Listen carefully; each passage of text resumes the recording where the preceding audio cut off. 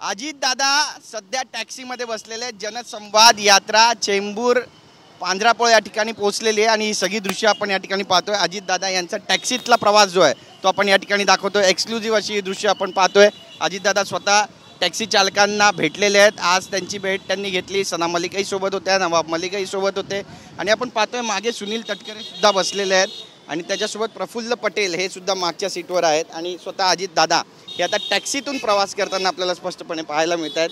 Taxi सुरू आहे आणि टॅक्सीचा दादांचा हा प्रवास सुरू आहे। टॅक्सी ड्रायव्हरही सोबत आहेत आणि विविध जे प्रश्न आहेत ते या सगळ्यांचे जाणून घेण्याचा प्रयत्न दादा करतायत। दादा आतमध्ये बसलेले आहेत आणि टॅक्सी चालकांच्या नेमक्या समस्या कोणकोणत्या आहेत याबद्दलही दादांनी विचारणा केलेली। त्यासोबतच टॅक्सीच्या आतमध्ये आता राजकारणावर चर्चा होते। नेमकं इथलं परिक्षेत्र किती आहे, इथली सामाजिक बांधिलकी आणि इथल्या सामाजिक समस्या नेमक्या कोणकोणत्या आहेत त्या देखील अजित पवार जाणून घेण्याचा प्रयत्न करतायत आणि पोलिसांचा ताफा देखील त्यांच्यासोबत आहे। आपण पाहतोय की टॅक्सी नंबर 4206 तून दादा सध्या प्रवास करतायत। टॅक्सीच्या मागेच लिहिलं जय महाराष्ट्र आणि महाराष्ट्रात आपण पाहतोय की नेमकं काय घडतंय आणि अजितदादा आता थेट या ठिकाणी टॅक्सीतून प्रवास करतायत आणि त्यांची जिथे सभा होणार आहे त्या सभास्थळी टॅक्सीतून जात आहेत आणि दादांनी मीटर सुद्धा टाकलेला आहे आणि मीटरनुसार पैसे घ्या असं सुद्धा दादा या टॅक्सी चालकाला म्हणालेले आहेत। त्यामुळे जे राज्याचा गाडा हाकतायत आज त्यांनाच गाडीतून बसून एक टॅक्सी चालक, एक सर्वसामान्य टॅक्सी चालक जातोय। स्वतः प्रफुल्ल पटेल मागच्या सीटवर आहेत आणि सुनील तटकरे जे प्रदेशाध्यक्ष ते सुद्धा या ठिकाणी उपस्थित आहे। ढोल ताशाच्या गजरात त्यांचं या ठिकाणी स्वागत केलं जात आहे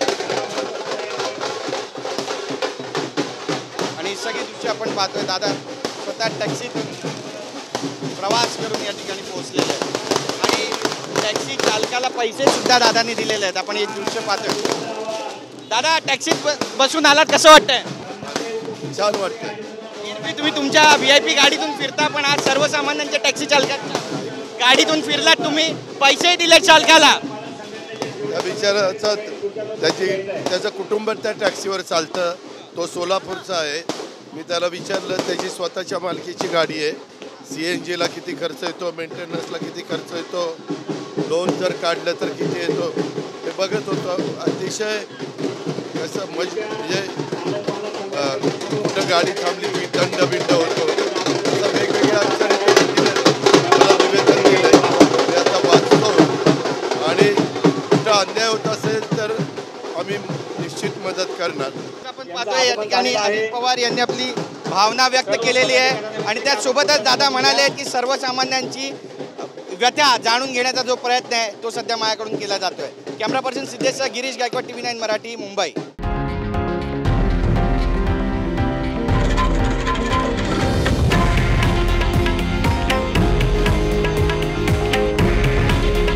हे आहे देशातील नंबर 1 न्यूज नेटवर्क आणि आपण पाहत आहात TV9 मराठी।